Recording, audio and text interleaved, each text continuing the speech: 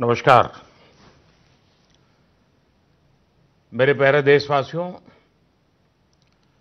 पूरा विश्व इस समय संकट के बहुत बड़े गंभीर दौर से गुजर रहा है।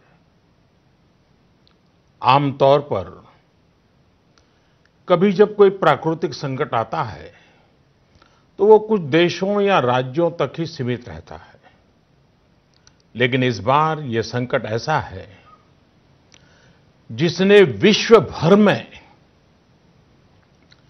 पूरी मानव जाति को संकट में डाल दिया है। जब प्रथम विश्व युद्ध हुआ था, जब द्वितीय विश्व युद्ध हुआ था, तब भी इतने देश युद्ध से प्रभावित नहीं हुए थे जितने आज कोरोना की इस बीमारी से हैं। पिछले 2 महीने से हम निरंतर दुनिया भर से आ रहे कोरोना वायरस से जुड़ी चिंताजनक खबरें देख रहे हैं, सुन रहे हैं। इन 2 महीनों में भारत के 130 करोड़ नागरिकों ने कोरोना जैसी वैश्विक महामारी का डटकर मुकाबला किया है। सभी देशवासियों ने आवश्यक सावधानियां बरतने का भरसक प्रयास भी किया है, लेकिन बीते कुछ दिनों से एक ऐसा माहौल बन रहा है, ऐसा लग रहा है जैसे हम संकट से बचे हुए हैं। ऐसा लगता है सब ठीक है। वैश्विक महामारी कोरोना से निश्चिंत हो जाने की ये सोच सही नहीं है। इसलिए प्रत्येक भारतवासी का सजग रहना, सतर्क रहना बहुत आवश्यक है। साथियों, आपसे मैंने जब भी जो भी मांगा है, मुझे कभी भी देशवासियों ने निराश नहीं किया है। ये आपके आशीर्वाद की ताकत है कि हम सब मिल करके अपने निर्धारित लक्ष्यों की तरफ आगे बढ़ रहे हैं। प्रयास सफल भी होते हैं। आज मैं आप सभी देशवासियों से, 130 करोड़ देशवासियों से, आप सबसे कुछ मांगने आया हूं। मुझे आपके आने वाले कुछ सप्ताह चाहिए। आपका आने वाला कुछ समय चाहिए। मेरे प्यारे देशवासियों, अभी तक विज्ञान कोरोना महामारी से बचने के लिए कोई निश्चित उपाय नहीं सुझा सका है और न ही इसकी कोई वैक्सीन बन पाई है। ऐसी स्थिति में हर किसी की चिंता बढ़नी बहुत स्वाभाविक है। दुनिया के जिन देशों में कोरोना का वायरस और उसका प्रभाव ज्यादा देखा जा रहा है, वहां अध्ययन में एक और बात सामने आई है। इन देशों में शुरुआती कुछ दिनों के बाद अचानक बीमारी का जैसे विस्फोट हुआ है। इन देशों में कोरोना से संक्रमित लोगों की संख्या बहुत तेजी से बढ़ी है। भारत सरकार इस स्थिति पर, इस वैश्विक महामारी के फैलावे के इस ट्रैक रिकॉर्ड पर पूरी तरह नजर रखे हुए हैं। हालांकि कुछ देश ऐसे भी हैं जिन्होंने आवश्यक निर्णय भी किए और अपने यहां के लोगों को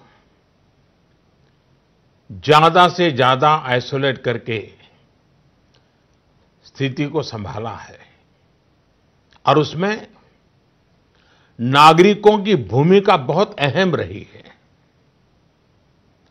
भारत जैसे 130 करोड़ की आबादी वाले देश के सामने, और हम वो देश हैं जो विकास के लिए प्रयत्नशील देश हैं, और हम जैसे देश पर कोरोना का ये संकट सामान्य बात नहीं है। आज जब बड़े-बड़े और विकसित देशों में हम इस वैश्विक महामारी का व्यापक प्रभाव देख रहे हैं, तो भारत पर इसका कोई प्रभाव नहीं पड़ेगा, ये मानना गलत है। और इसलिए इस वैश्विक महामारी का मुकाबला करने के लिए दो प्रमुख बातों की आवश्यकता है। पहला, संकल्प, और दूसरा, संयम। संकल्प और संयम। आज 130 करोड़ देशवासियों को अपना संकल्प और दृढ़ करना होगा कि हम इस वैश्विक महामारी को रोकने के लिए एक नागरिक के नाते अपने कर्तव्य का पालन करेंगे। केंद्र सरकार, राज्य सरकारों के दिशा निर्देशों का पूरी तरह से पालन करेंगे। आज हमें ये संकल्प लेना होगा कि हम स्वयं संक्रमित होने से बचेंगे और दूसरों को भी संक्रमित होने से बचाएंगे। साथियों, इस तरह की वैश्विक महामारी में एक ही मंत्र काम करता है, हम स्वस्थ तो जग स्वस्थ। हम स्वस्थ तो जग स्वस्थ। ऐसी स्थिति में जब इस बीमारी की कोई दवा नहीं है, तो हमारा खुद का स्वस्थ बने रहना ये सबसे पहली आवश्यकता है। इस बीमारी से बचने और खुद के स्वस्थ बने रहने के लिए दूसरी अनिवार्यता है, वो है संयम। और संयम का तरीका क्या है? भीड़ से बचना, घर से बाहर निकलने से बचना, आजकल जिसे सोशल डिस्टेंसिंग कहा जा रहा है, कोरोना वैश्विक महामारी के इस दौर में ये सोशल डिस्टेंसिंग ये बहुत ही ज्यादा आवश्यक है और कारगर भी है। हमारा संकल्प और संयम इस वैश्विक महामारी के प्रभाव को कम करने में बहुत बड़ी भूमिका निभाने वाला है। और इसलिए अगर आपको लगता है कि आप ठीक हैं, आपको कुछ नहीं होगा, आप ऐसे ही मार्केट में घूमते रहेंगे, सड़कों पर जाते रहेंगे और कोरोना से बचे रहेंगे, मैं समझता हूं ये सोच सही नहीं है। ऐसा करके आप अपने साथ और अपने प्रियजनों को, अपने परिवार के साथ अन्याय करेंगे। इसलिए मेरा सभी देशवासियों से ये आग्रह है कि आने वाले कुछ सप्ताह तक जब बहुत जरूरी हो तभी अपने घर से बाहर निकलें।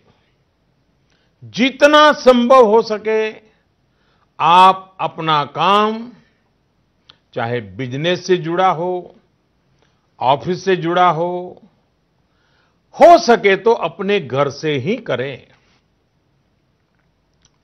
जो सरकारी सेवाओं में हैं, अस्पताल से जुड़े हैं, जनप्रतिनिधि हैं, जो मीडिया कर्मी हैं, इनकी सक्रियता तो आवश्यक है, लेकिन समाज के बाकी सभी लोगों को खुद को बाकी भीड़भाड़ से, बाकी समारोह से आइसोलेट कर लेना चाहिए। मेरा एक और आग्रह है कि हमारे परिवार में जो भी सीनियर सिटीजन्स हो, 60-65 वर्ष की आयु के ऊपर के व्यक्ति हो, वो आने वाले कुछ सप्ताह तक घर से बाहर न निकलें। मैं फिर से आग्रह करता हूं, 60-65 से ऊपर की आयु वाले हमारे सभी परिवार के जन घर से बाहर न निकले। हो सकता है कि वर्तमान पीढ़ी पुरानी कुछ बातों से परिचित नहीं होगी, लेकिन मैं आपको बताना चाहता हूं, मैं जब छोटा था उस समय हम अनुभव करते थे। उस समय जब युद्ध की स्थिति होती थी तो गांव-गांव ब्लैकआउट किया जाता था। शीशे पर भी कागज लगा दिया जाता था, लाइट बंद रखी जाती थी, लोग रात भर चौकी करते थे और युद्ध न हो तो भी साल में 1-2 बार तो वहां के जो नगर पालिकाएं होती थी वो जागरूक होकर के ये ब्लैकआउट का ड्रिल भी करवाती थी। लोगों को आदत बनी रहे इसके लिए प्रयास करती थी। और इसलिए मैं आज प्रत्येक देशवासी से एक और समर्थन मांग रहा हूं। ये है जनता कर्फ्यू। जनता कर्फ्यू यानी जनता के लिए, जनता द्वारा खुद पर लगाया गया कर्फ्यू। इस रविवार यानी 2 दिन के बाद 22 मार्च रविवार को सुबह 7 बजे से रात 9 बजे तक सभी देशवासियों को जनता कर्फ्यू का पालन करना है। इस जनता कर्फ्यू के दरमियान कोई भी नागरिक घरों से बाहर न निकले, न सड़क पे जाएं, न मोहल्ले में या सोसाइटी में इकट्ठे हो, अपने घरों में ही रहें। हां, जो आवश्यक सेवाओं से जुड़े हुए हैं उनको तो जाना ही पड़ेगा, क्योंकि उनका बहुत बड़ा दायित्व होता है। लेकिन एक नागरिक के नाते न हम जाएं और हम देखने के लिए भी न जाएं। साथियों, 22 मार्च को हमारा ये प्रयास हमारे आत्मसंयम, देश हित में कर्तव्य पालन के संकल्प का एक मजबूत प्रतीक होगा। 22 मार्च को जनता कर्फ्यू की सफलता, इसके अनुभव हमें आने वाली चुनौतियों के लिए भी तैयार करेंगे। मैं देश की सभी राज्य सरकारों से भी आग्रह करूंगा कि वो जनता कर्फ्यू का पालन कराने का नेतृत्व करें। हमारे देश में कई संगठन हैं, एनसीसी हैं, एनएसएस हैं, कई युवा संगठन हैं, सिविल सोसाइटी है, खेलकूद के संगठन हैं, कई प्रकार के संगठन हैं, धार्मिक संगठन है, सामाजिक संगठन है, सब कोई। सबसे मैं अनुरोध करूंगा कि अभी से लेकर रविवार तक इस जनता कर्फ्यू का संदेश लोगों तक पहुंचाएं, लोगों को जागरूक करें।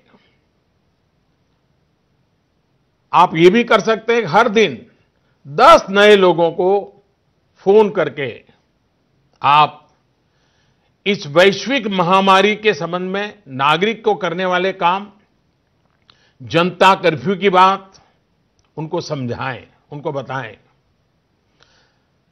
मेरे प्यारे देशवासियों, ये जनता कर्फ्यू एक प्रकार से हमारे लिए, भारत के लिए एक कसौटी की तरह होगा। ये कोरोना जैसी वैश्विक महामारी के खिलाफ लड़ाई के लिए भारत कितना तैयार है, ये देखने और परखने का भी समय है। आपके इन प्रयासों के बीच जनता कर्फ्यू के दिन 22 मार्च को, रविवार को ही, मैं आपसे एक और सहयोग चाहता हूं।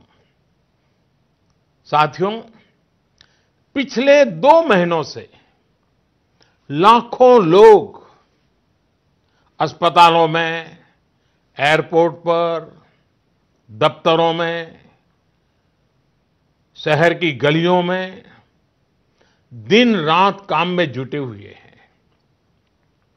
चाहे डॉक्टर हो, नर्सिस हो, हॉस्पिटल का स्टाफ हो, सफाई करने वाले हमारे भाई बहन हो, एयरलाइंस के कर्मचारी हो, सरकारी कर्मचारी हो, पुलिसकर्मी हो, मीडिया कर्मी हो, रेलवे, बस, ऑटो रिक्शा की सुविधा से जुड़े लोग हो, होम डिलीवरी करने वाले लोग हो, ये लोग अपनी परवाह न करते हुए दूसरों की सेवा में लगे हुए हैं। आज की परिस्थितियां देखें तो ये सेवाएं सामान्य नहीं कही जा सकती।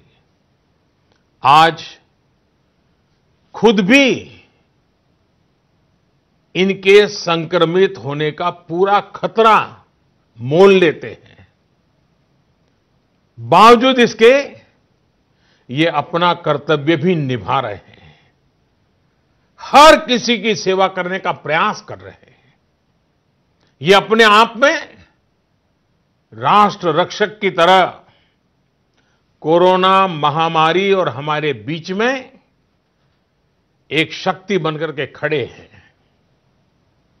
देश ऐसे सब छोटे बड़े व्यक्तियों का, संगठनों का कृतज्ञ है। मैं चाहता हूं कि 22 मार्च रविवार के दिन हम ऐसे सभी लोगों को धन्यवाद अर्पित करें, और धन्यवाद अर्पित करने का तरीका भी देश के एक एक व्यक्ति को जोड़ सकता है। रविवार को, यानी जनता कर्फ्यू के दिन शाम को ठीक 5 बजे हम अपने घर के दरवाजे पर खड़े होकर, या बालकनी में, या खिड़कियों के सामने खड़े होकर 5 मिनट तक, रविवार को शाम को 5 बजे 5 मिनट तक ऐसे लोगों का आभार व्यक्त करें। और आभार कैसे व्यक्त करेंगे? ताली बजा करके, थाली बजा करके, घंटी बजा करके, हम उनके प्रति अपनी कृतज्ञता व्यक्त करें, उनका हौसला बढ़ाएं, उनको सैल्यूट करें। पूरे देश के स्थानीय प्रशासन से भी मेरा आग्रह है कि 22 मार्च को 5 बजे सायरन की आवाज से इसकी सूचना लोगों तक पहुंचाए। सेवा परमो धर्म के हमारे संस्कारों को मानने वाले ऐसे देशवासियों के लिए हमें पूरी श्रद्धा के साथ अपने भाव व्यक्त करने चाहिए। साथियों, संकट के इस समय में आपको यह भी ध्यान रखना है कि हमारी आवश्यक सेवाओं पर, हमारे हॉस्पिटलों पर दबाव बढ़ना नहीं चाहिए, ताकि हमारी हॉस्पिटल की व्यवस्थाओं को, हमारे डॉक्टरों को, हमारे पैरामेडिकल स्टाफ को इस महामारी के लिए प्राथमिकता देने की सुविधा बने। और इसलिए मेरा सभी देशवासियों से आग्रह यह भी है कि रूटीन चेकअप के लिए अस्पताल जाने की हमारी जो भी आदत रही हो, उससे बचना चाहिए। जितना बच सके बचना चाहिए। आपको बहुत जरूरी लग रहा हो तो अपनी जान पहचान वाले डॉक्टर, आपके फैमिली डॉक्टर या अपने रिश्तेदारी में जो डॉक्टर हो, उनसे फोन पर ही उनसे आवश्यक सलाह ले ले। अगर आपने इलेक्टिव सर्जरी जो बहुत आवश्यक ना हो, ऐसी सर्जरी उसकी कोई डेट ले रखी है, तो मेरा आग्रह है कि इसे भी आगे बढ़वा दें, 1 महीना बाद की तारीख ले दें। साथियों, इस वैश्विक महामारी का अर्थव्यवस्था पर भी व्यापक प्रभाव पड़ रहा है। कोरोना महामारी से उत्पन्न हो रही आर्थिक चुनौतियों को ध्यान में रखते हुए सरकार ने, भारत सरकार के वित्त मंत्री के नेतृत्व में, फाइनेंस मिनिस्टर के नेतृत्व में सरकार ने एक कोविड-19 इकोनॉमिक रिस्पांस टास्क फोर्स, इसके गठन का फैसला लिया है। ये टास्क फोर्स सारे स्टेक होल्डर से नियमित संपर्क में रहते हुए, फीडबैक लेते हुए, हर परिस्थिति का आकलन करते हुए निकट भविष्य में फैसले लेगी। ये टास्क फोर्स ये भी सुनिश्चित करेगी कि आर्थिक मुश्किलों को कम करने के लिए जितने भी कदम उठाए जाएं, उन पर प्रभावी रूप से अमल हो। निश्चित तौर पर ये महामारी ने देश के मध्यम वर्ग, निम्न मध्यम वर्ग और गरीब के आर्थिक हितों को भी गहरी क्षति पहुंचा दी है। संकट के इस समय में मेरा देश के व्यापारी जगत, उच्च आय वर्ग से भी आग्रह है कि अगर संभव है तो आप जिन जिन लोगों से सेवाएं लेते हैं, उनके आर्थिक हितों का ध्यान रखें।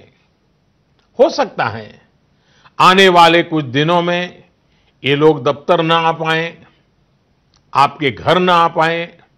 ऐसे में उनका वेतन न काटें, पूरी मानवीयता के साथ, संवेदनशीलता के साथ फैसला ले। हमेशा याद रखिएगा, उन्हें भी अपना परिवार चलाना है, अपने परिवार को बीमारी से बचाना है। मैं देशवासियों को इस बात के लिए भी आश्वस्त करता हूं कि देश में दूध, खाने पीने का सामान, दवाइयां, जीवन के लिए जरूरी ऐसी आवश्यक चीजों की कमी ना हो, इसके लिए तमाम कदम उठाए जा रहे हैं। ये सप्लाई कभी रोका नहीं जाएगा। इसलिए मेरा सभी देशवासियों से ये आग्रह है कि जरूरी सामान संग्रह करने की होड़ न लगाएं। आप पहले जैसे करते हैं वैसे ही सामान्य रूप से ही खरीदारी करें। पैनिक बाइंग ये कतई ठीक नहीं है, उसको न करें। साथियों, पिछले 2 महीनों में 130 करोड़ भारतीयों ने, देश के हर नागरिक ने देश के सामने ये जो संकट आया है, उस संकट को देशवासियों ने अपना संकट माना है। भारत के लिए, समाज के लिए, देशवासियों से जो बन पड़ा है, हर किसी ने किया है। मुझे भरोसा है कि आने वाले समय में भी हम सभी देशवासी अपने कर्तव्यों का, अपने दायित्वों का इसी तरह निर्वाह करते रहेंगे। हां, मैं मानता हूं कि ऐसे समय में कुछ कठिनाइयां भी आती हैं। आशंकाओं और अफवाहों का वातावरण भी पैदा होता है। कई बार एक नागरिक के तौर पर हमारी अपेक्षाएं भी पूरी नहीं हो पाती। फिर भी ये संकट इतना बड़ा है और वैश्विक है। एक देश भी दूसरे देश को मदद नहीं कर पा रहा है। ऐसी स्थिति में सारे देशवासियों को इन दिक्कतों के बीच दृढ़ संकल्प के साथ इन कठिनाइयों का मुकाबला करने की भी आवश्यकता है। साथियों, हमें अभी अपना सारा सामर्थ्य खुद को बचाने के लिए, कोरोना से बचने के लिए ही प्राथमिकता देनी है।